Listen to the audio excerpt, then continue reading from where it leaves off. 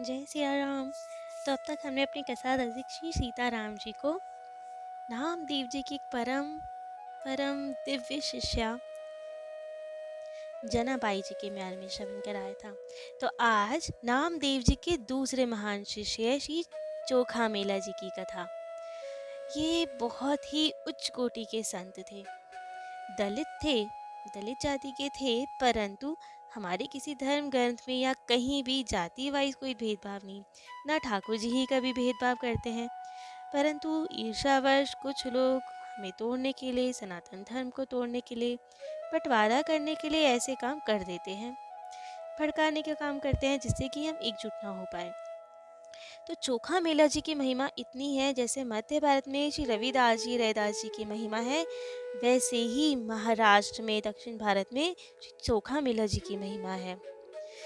चोखा मेला जी प्रकट हुए थे, वे अयुनिच संत थे। इनके प्राकट्य की भी एक अद्भुत घटा है, और इनका नाम चोखा मेला कैसे पड़ा उसकी भी एक अद्भुत घटा है। तो एक बार एक ब्राह्मण दंपति थे, बहुत गरीब थे, परंतु हर वर्ष श्री पंढरपुर जाया करते थे पंडरीनाथ जी के दर्शन करने, और वहाँ जाते थे और खूब प्रेम से दर्शन करके वापस लौट आते थे। एक बार वे जा रहे तो उनके मन में बहुत इच्छा हुई श्री पंडरीनाथ जी के लिए बड़े सुंदर से आम ले चलें भोग लगाने के लिए। अब वे गए, बहुत मीठे प्यारे से आम लिए और अपनी झोली में भर लिए कि ठाकुर जी को भोग लगाया जाएगा इनका। अब वे जा रहे थे, रास्ते में वहीं पे अब ठाकुर जी हमारे ऐसे हैं ना कि भक्तों की वस्तु और उनके प्रेम से लिया हुआ सामग्री के लिए तो वो बहुत आतुर रहते हैं। अब ठाकुर जी से तो इतनी प्रतीक्षा हुई नहीं कि ये धीरे धीरे कब मेरे मंदिर तक आएंगे और मुझे भोग पधराएंगे। वे तो बहुत आतुर, तो वे संत वेश धरकर वहीं रास्ते में ही प्रकट हो गए और इन्हें आवाज़ लगाई कि अरे सुनिए, मैं तो बहुत भूखा हूँ, मेरे तो प्राण निकलने वाले हैं भूख के कारण।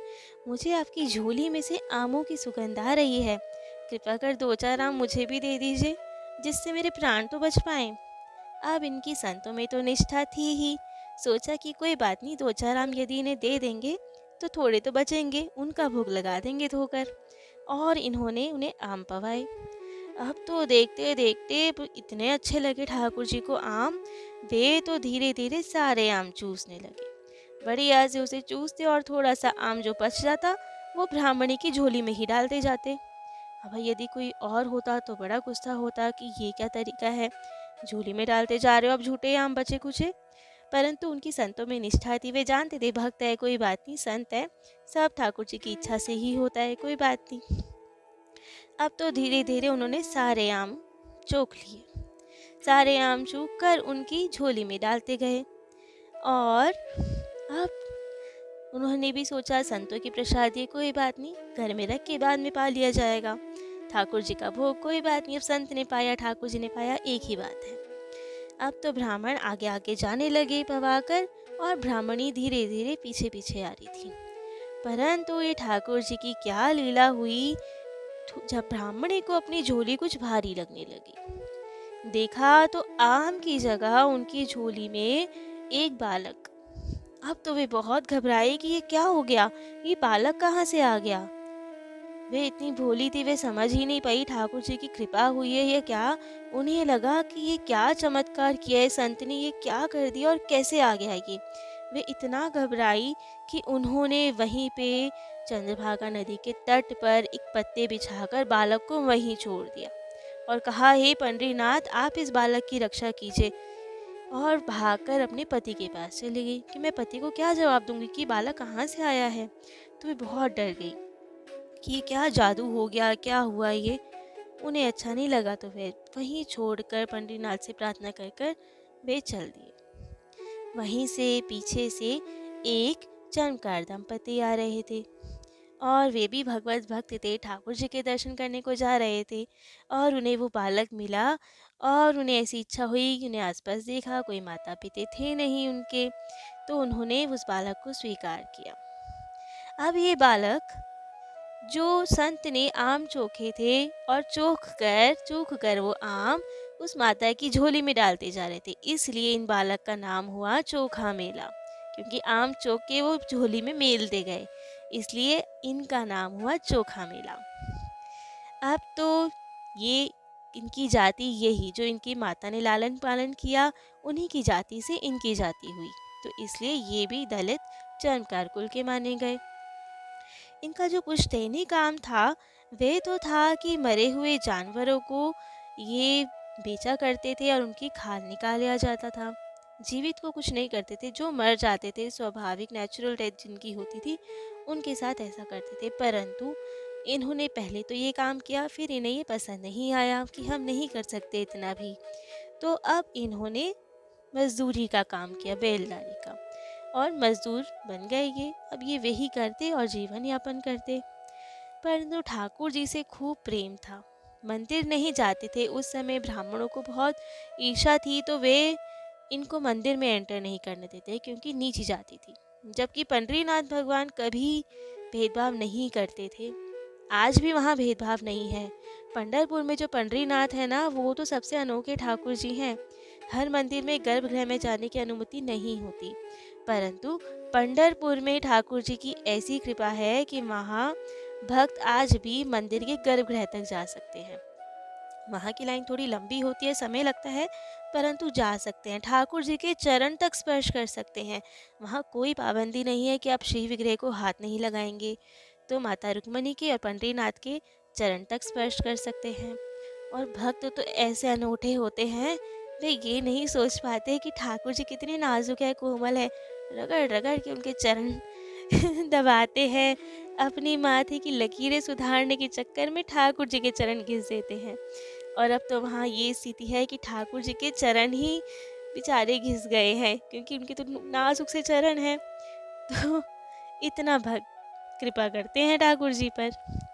तो फिर ऐसे हैं पंडरीनाथ। परंतु उस वक्त जो ब्राह्मण थे, वहाँ के पुजारी जी थे, वे अंदर नहीं आने देते थे, तो ये बाहर से ही दर्शन करते थे। परंतु एक बार क्या लीला हुई, अब भक्त हृदय वे थे। एक बार मजदूरी में जितनी इनकी आय हुई, जितनी इनकी इनकम हुई, तो ये जा रहे थे और इन्हें बहुत सुंदर मीठे मीठे से केले दिखाई दिए, और इनके मन में बहुत भाव आया कि इतनी सुगंध आ रही है केलों में से, बहुत मीठे जान पड़ते हैं, तो क्यों ना ठाकुर जी को पवाए जाए। तो जितनी इन्होंने इनकम मिली, सैलरी मिली, सबके केले ले लिए। सोचा कुछ ठाकुर जी को पवाए जाएंगे, और बाकी पंढरपुर के तो सब बालक ही विट्ठल स्वरूप में है, तो क्यों ना बाकियों को बच्चों को पवा दिया जाए।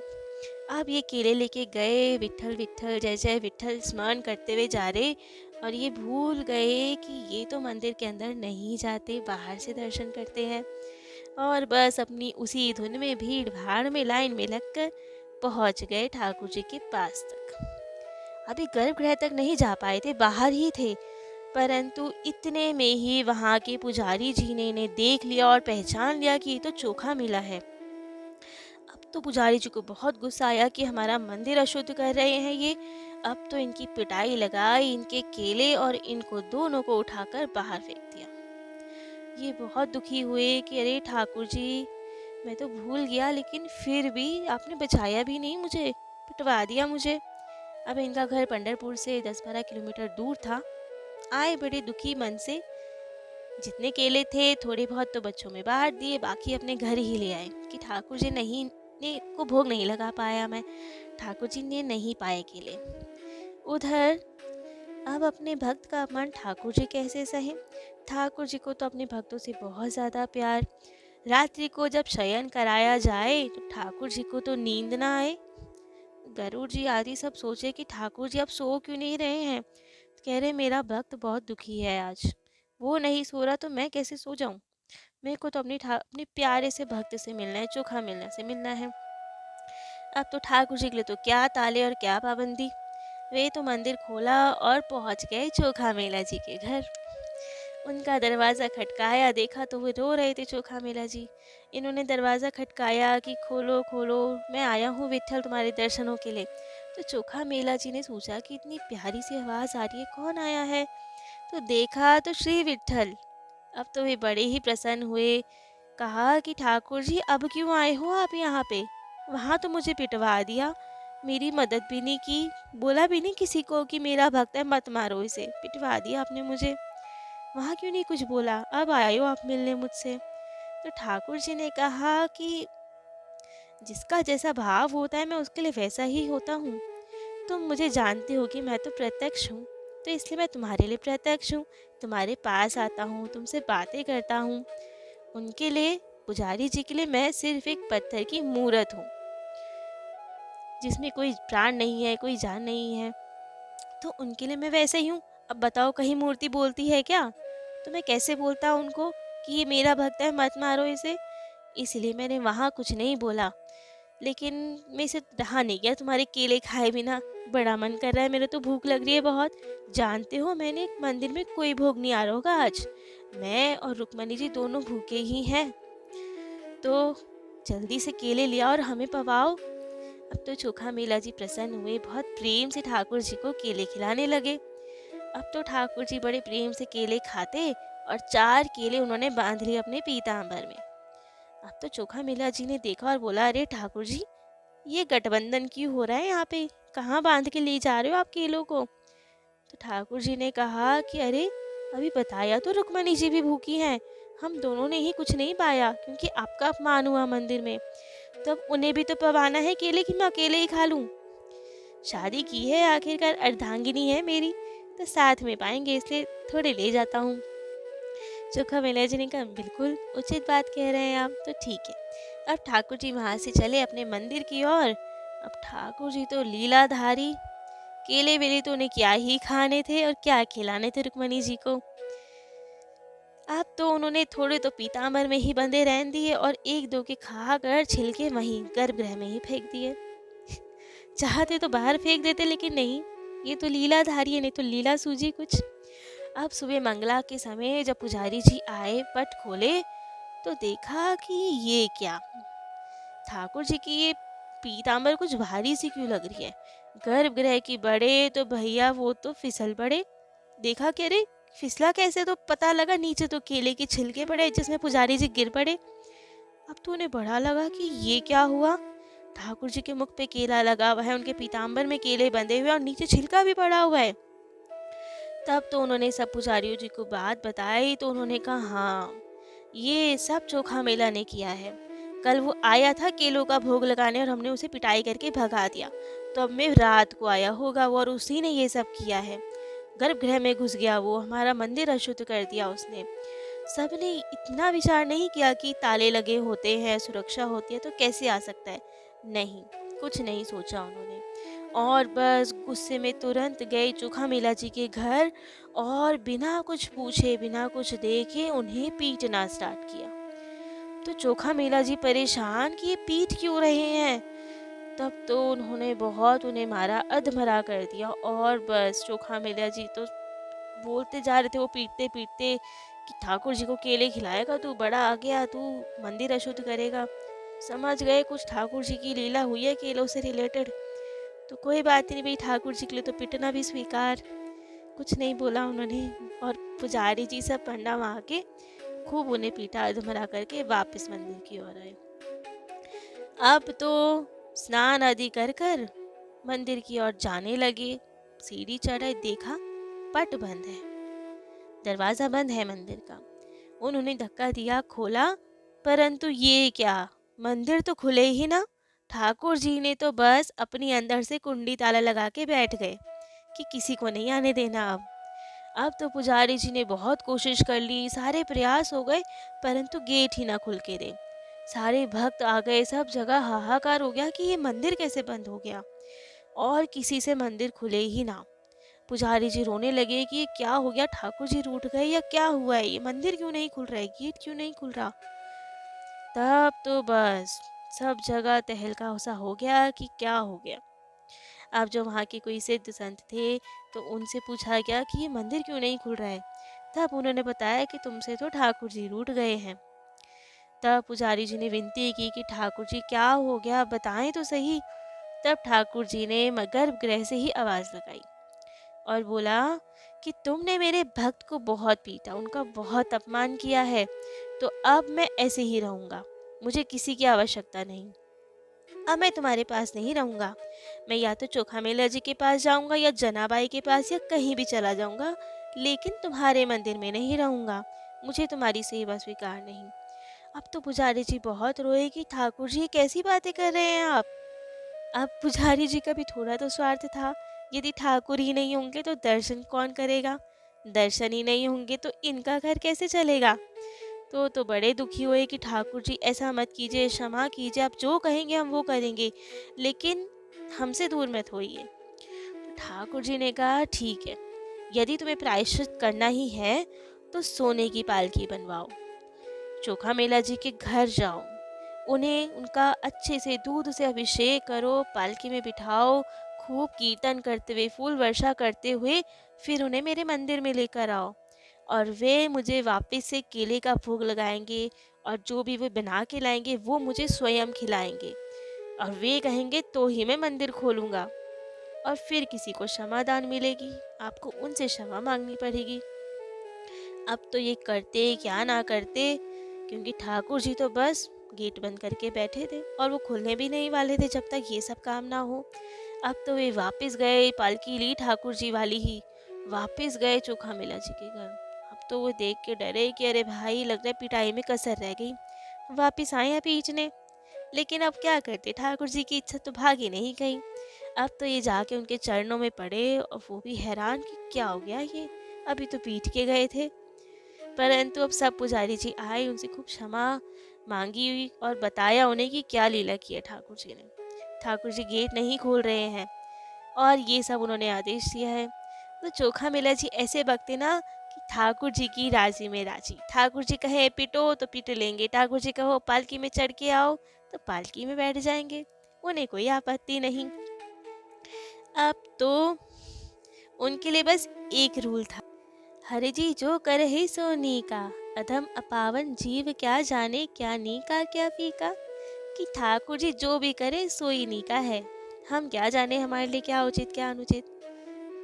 तो बस पालकी तैयार हुई, उनका अभिषेक किया गया, फूलों की वर्षा करते हुए पूरी नगर से उनकी झांकी निकली। सब अब देखे कि चोखा मेला कैसे भक्त हैं, कि पालकी में सजा कर उन्हें ठाकुर जी के पास लेके जा रहे हैं। सब जगह उनकी महिमा व्याप्त हो गई। और अब वे गए, उन्होंने कहा अरे ठाकुर जी अब तो गेट खोल दीजिए।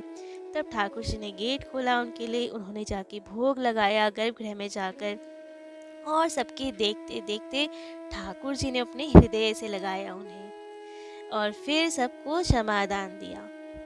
अब ये लीला हुई जिससे कि अपने भक्त की महिमा स्थापित की उन्होंने।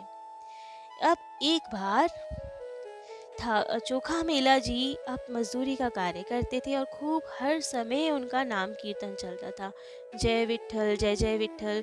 क्योंकि गुरु जी ने, नामदेव जी ने यही आदेश दिया था कि आप काम करते जाइए और हर वक्त श्वास श्वास में नाम सिमरन करते जाइए। तो वे ऐसे ही कार्य करते थे। एक बार किसी किले की दीवार बनाने का कार्य उन्हें मिला। सैकड़ों मजदूर लगे थे, बहुत भारी भरकम दीवार सी थी, बहुत ही बड़ी दीवार। सब मजदूर उसमें लगे हुए थे, चोखा मेला जी भी काम कर रहे थे और अपना कीर्तन करते जा रहे थे। परंतु भावी वर्ष ठाकुर जी की लीला कह लीजिए या क्या कह लीजिए, प्रारब्ध कह लीजिए, क्योंकि प्रारब्ध तो ठाकुर जी भी नहीं मिटते, कम तो कर देते हैं, परंतु यदि वे प्रारब्ध भी टालने लगे तो फिर जन्म लेना पड़ेगा। तो बस प्रारब्धवत या कुछ भी कह लीजिए उसे हम, जो वह दीवार बना रहे थे, जाने क्या हुआ, वो दीवार ढह गई। सैकड़ों मजदूर दीवार के नीचे दब गए, इतना भारी भरकम मलबा गिरा कि सारे मजदूर उसमें दब गए और सबका शरीर छूट गया, चोखा मेला जी का भी। और इतना मलबा था कि कहा जाता है कि सारे अंग अस्त व्यस्त हो गए, सब कुछ नहीं बचा वहाँ। सबका देहांत हो गया, सबके अंग इधर उधर हो गए। अब इनकी पत्नी, इनके पुत्र, सबको बहुत दुख हुआ कि ये क्या हो गया, अकस्मात ये सब क्या हो गया। परंतु वे भक्त थे तो जानते थे कि कोई बात नहीं, ठाकुर जी जिसको जैसे बुलाना चाहे वैसे ही ठीक। किसी को रोगी बना के बुलाते हैं, किसी को कैसे बुलाते हैं, तो कोई बात नहीं। परंतु अब जो विमुख लोग थे उनको तो एक अवसर मिल गया, और उन्होंने बोलना स्टार्ट किया कि ये क्या ही भक्ति है, भक्ति से होता क्या है, ठाकुर जी ने कौन सा बचा लिया तुम्हें, कौन सा विठ्ठल आ गए तुम्हारे पति को बचाने, अब तो उसे नर्क मिलेगा, क्योंकि अकस्मात मृत्यु हुई है, अस्थि भी मिली नहीं, सबकी मिली जुली अस्थियां हैं, इनका तो अंतिम संस्कार भी नहीं होगा। अंतिम संस्कार नहीं होगा तो नरक ही जाएंगे, इनकी तो दुर्गति निश्चित है। अब तो बहुत बुराइयां होने लगी और उनकी पत्नी को, उनके परिवार को केवल इसी बात का दुख कि ठाकुर जी की भी बदनामी हो रही है और सब ऐसे बोल रहे हैं। ना उन्हें भक्ति की महिमा पता और अब तो ये और विमुख हो जाएंगे। अब तो वे बहुत दुखी और सब आए नामदेव जी के पास और उन्हें सब बताया। नामदेव जी भी बहुत दुखी, अपने शिष्य के जाने से तो दुखी होते ही हैं, गुरु तो बहुत दुखी थे। परंतु जैसे ठाकुर जी की इच्छा वैसे सब ठीक। परंतु जब उनकी पत्नी ने बताया कि लोग ये सब कह रहे हैं तो कैसे किया जाए, तो नामदेव जी ने कहा उनके उद्धार में तो कोई संशय नहीं है। जब वे हर समय नाम सुमिरन करते थे तो क्या उस वक्त नाम नहीं चल रहा होगा? और जिनके मुख में राम नाम, जिनके मुख में हरि नाम, जिनके मुख में विठ्ठल नाम, भगवत नाम, उनका अनिष्ट हो ही नहीं सकता। वे तो साक्षात ठाकुर जी के पास ही जाएंगे, इसमें कोई संशय नहीं है।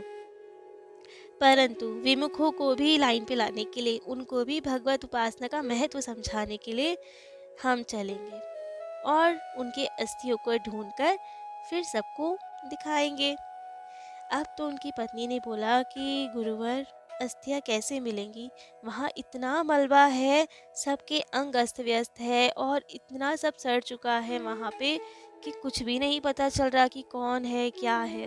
वहाँ किसी की पहचान होनी संभव नहीं हो रही। नामदेव जी ने कहा कि आप चिंता मत कीजिए, आप चलिए साथ में। अब तो नामदेव जी स्वयं आए चोखा मेलेजा की अस्थियां ढूंढने। उन्होंने आकर वहां बोला सबको कि चोखा मेला जी एक सिद्ध संत थे, नामनिष्ठ संत थे, ठाकुर जी के परम प्रिय थे। उनके तो हड्डियों तक में राम नाम, विठ्ठल नाम समा गया था।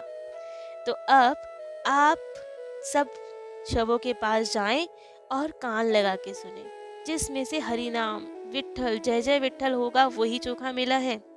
अब तो सब खोज में लग गए। चोखा मेला जी मिले, उनके शव में से जय जय विठ्ठल की ध्वनि हो रही थी। शव में से उनके हाथ उठा के सुनते तो जय जय विठ्ठल, पैर उठा के सुनते तो जय जय विठ्ठल। जो अंग देखते वही अंग में आवाज हो रही थी। और अब तो सबको उनकी महिमा, भक्ति की महिमा, राम नाम की महिमा समझ में आई। अब तो खूब उनका बढ़िया विमान सजाया गया और उनकी समाधि बनाई गई। जिन भक्त को मंदिर के अंदर प्रवेश नहीं दिया जाता था एक समय, उन्हीं भक्त की समाधि वही मंदिर प्रांगण में बनी। जो विठ्ठलनाथ का मंदिर है वहाँ पे जो सीढ़ियाँ हैं, मेन द्वार की जो सीढ़ियाँ हैं, जैसे हमने अभी सुना था कुछ समय पहले कि जो मेन द्वार की सीढ़ियाँ थी वहाँ 14 पायरियाँ नामदेव जी की समाधि स्थल, जनाबाई जी की समाधि स्थल और उनके परिवारजनों की समाधि स्थल थे। अब तो साइड से रास्ता है, पहले वो मेन स्थल थे जहाँ से लोग दर्शन के लिए जाते थे। वहीं बिल्कुल द्वार के सामने सीढ़ियों के पास अभी काले पत्थर की एक समाधि बनी हुई है जो चोखा मेला जी की है। उन्हें वहाँ पे समाधि स्थल मिला गया। इतने अनन्य भक्ति ठाकुर जी के ये। और अभी भी जो जाते हैं, जो जानते हैं इस कथा को, वे वहाँ चोखा मेला जी को प्रणाम करके फिर अंदर जाते हैं। और ऐसी कथा एक और भी आती है वृंदावन की, जो हाल फिलहाल की है, बहुत समय पूर्व की नहीं है, कुछ साल पहले की ही है, 100-150 साल शायद। वहाँ पे भी जब हरिद्वार में कुंभ लगता है ना, तो वृंदावन में भी कुंभ बैठक लगती है। इसकी कथा भी कभी श्रवण करेंगे कि ऐसा क्यों होता है, गरुड़ जी की कथा में सुनेंगे। लेकिन तब वहाँ भी बैठक लगती है। तो एक बार ऐसी हरिद्वार का कुंभ था तो वृंदावन में भी बैठक लगी। उस बैठक में, उस कुंभ में क्या होता है, बहुत सारे साधु संत आते हैं और खूब वहाँ भजन कीर्तन कथाएं होती हैं। तो एक बार वहाँ पे आए जटिया बाबा, जिनका नाम था विजय कृष्ण गोस्वामी, परंतु उनकी खूब लंबी लंबी जटाएं थी इसलिए नाम पड़ गया जटिया बाबा। वे अपने बहुत भक्तों के साथ आए, वहाँ कीर्तन कथाएं हो रही थी। इतने में वहाँ के भक्तों को फील हुआ कि यहाँ कहीं से महामंत्र की आवाज आ रही है, हरे कृष्ण कृष्ण कृष्ण हरे हरे, हरे राम राम राम हरे हरे। ये आवाज आ रही है, परंतु कहीं कोई दिख नहीं रहा था जपते हुए। तो उन्होंने बाबा से पूछा, बाबा ये आवाज कहाँ से आ रही है? तो बाबा ने ध्यान से सुना और कहा कि ये आवाज जमीन के अंदर से आ रही है। जमीन के अंदर से? जमीन के अंदर से कैसे आ सकती है? तो बाबा ने बताया कि 100 साल पहले यहाँ कोई महात्मा था जो खूब भजनानंदी था, और उनका शरीर यहीं शांत हुआ, यही समाधि बन गई। तो उन्हीं की हड्डियों में से अभी तक ये आवाज़ आ रही है। लेकिन सबको विश्वास नहीं हुआ कि ऐसे कैसे हो सकता है। बाबा ने कहा चाहे तो देख लीजिए खोद कर। अब खुदाई की गई, देखा गया तो अब शरीर तो बचा नहीं था, अस्थियां बची थी। तो अस्थियों में, हड्डियों में सुना गया तो महामंत्र की ध्वनि आ रही थी। तब सबको समझ में आया कि नाम कैसे जपना चाहिए कि हड्डियों तक में नाम समा जाए। तब उनकी समाधि, उनकी अस्थियों का यमुना जी में विसर्जन किया गया। तो ये थी आज दिव्य संत श्री चोखा मेला जी की कथा, जिन्होंने इतना भजन किया, इतना नाम सुमिरन किया कि उनकी हड्डियों तक में नाम समा गया था। शव में से, उनकी हड्डियों में से विट्ठल, जय जय विट्ठल की ध्वनि हो रही थी। तो आज के लिए इतना ही। जय जय श्री सीताराम।